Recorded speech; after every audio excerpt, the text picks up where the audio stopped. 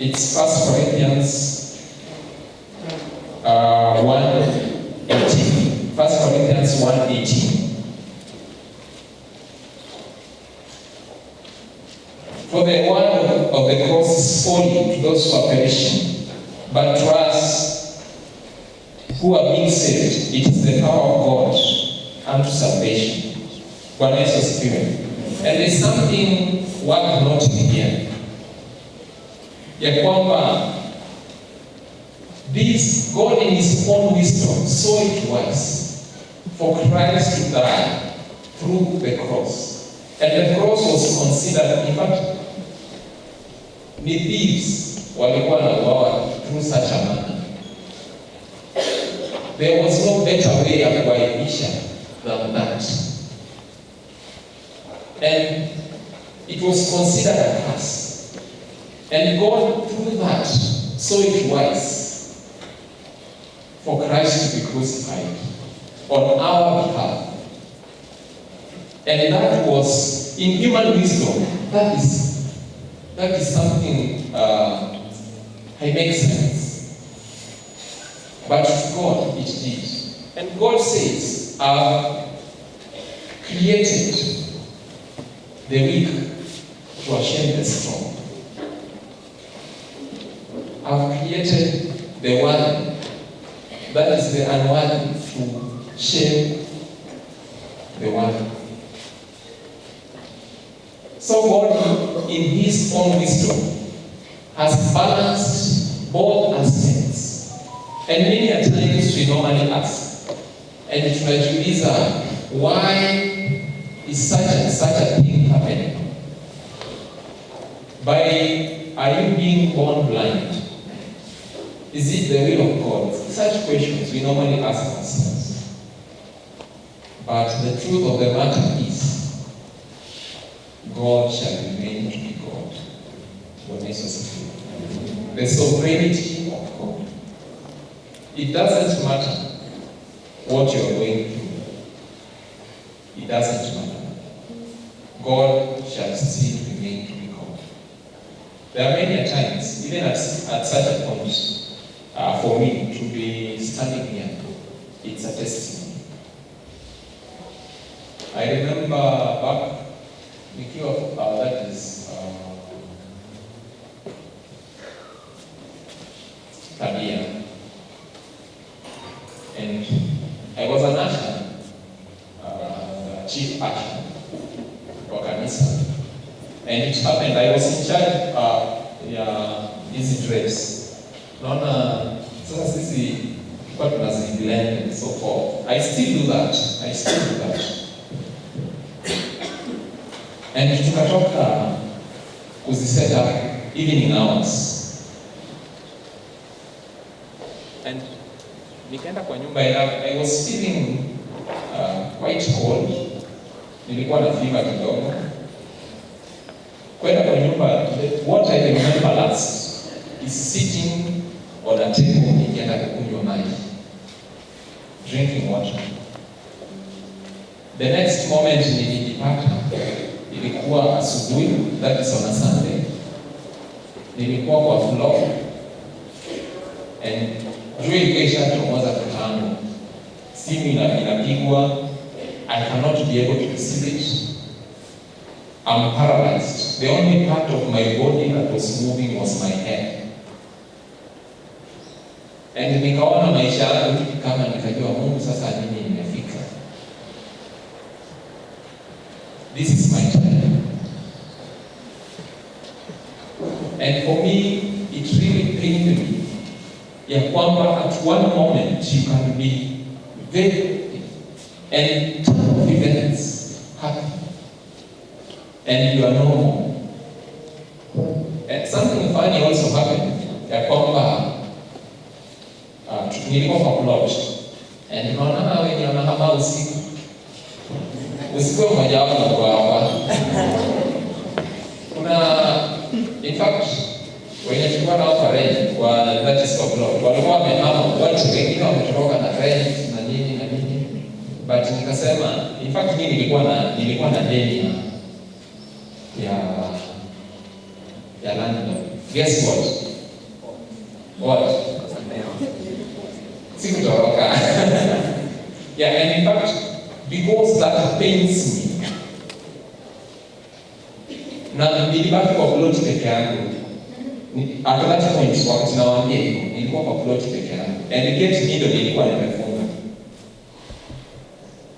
It happened that after some time, kama an hour or two, simu inapigwa, my fellow sub-committee members wanashangaa, huyu jamaa ameenda. He was to come. I'm the actually coordinator. Hawajai kufikiria ati naweza kosa on Sunday or something. Not because it was a routine, but I had passion for it. Imefika saa 8. The only part ya mwili nimeanza kurespond ni my hand. My hand. I crawled, nika-crawl, simu kapigwa, nilireceive tu na kideo. Yeah, it's that painful. And walikuja mpaka kwa nyumba. Unaona, by the time they are arriving, ningeweza kusimama lakini kujishikilia. Ukitaka kwenda huku, unasimama unaangalia huku. Unaanguka ukienda mbele. And nilikuwa sawa, that is the previous day. And one question, nilikuwa najiuliza, what was happening? And the word that came to my spirit is the sovereignty of God. God shall still remain to be God. It doesn't matter what you're going through outside of God. And in fact for me, if I'm going through something, I know what it is. I know the issue. Kama ni kitu kinifanyika najua ni hapa ni usiobi. If something happens to me, I know what's happening. What is happening. And why that? Kwa nini ilifanyika? Today, ninaona the essence of it. And many a times, God takes us, those detours, instead ya kwenda hapa, utakupitisha hivi. Tuzunguke hapa, turuke kama tatu, pite hivi, twende hivi. God takes you those detours because He has a purpose for you. Bwana Yesu asifiwe. And at times we may not understand why we are going through such, but let's ask God to help us in such times. Bwana Yesu asifiwe. The characteristics of wisdom. I'll be mentioning two of them, and kuna categories hapo chini. The first being sound judgment, and we will be referring to Hebrews 5:14. With sound judgment, we can be able to distinguish between what is good and evil, between what is holy or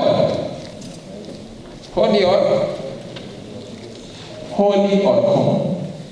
Haijasema hata unholy, holy and common. You can see the standards God set for us. And in Hebrews, that is 5:4.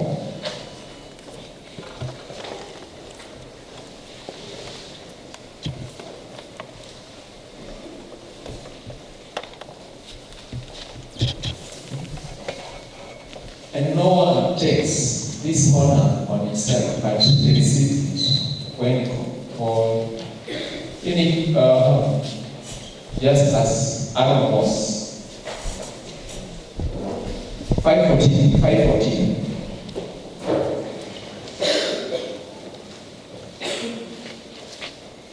Yeah, that's it. Solid food is for the mature, and for those who have their powers of discernment trained. by constant practice to distinguish good from evil. Also going to Hosea 14:9. Who is wise? He will realize these things. Who is discerning? He will understand them. The ways of the Lord are right. The righteous walk in them, but the rebellious stumble upon them. Also referring to Philippians 1:9-11.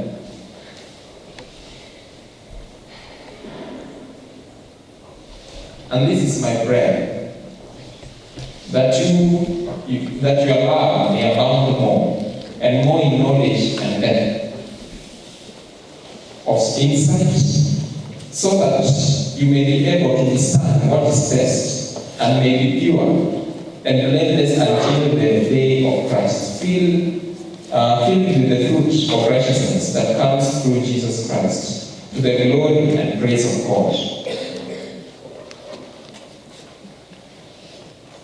And it goes on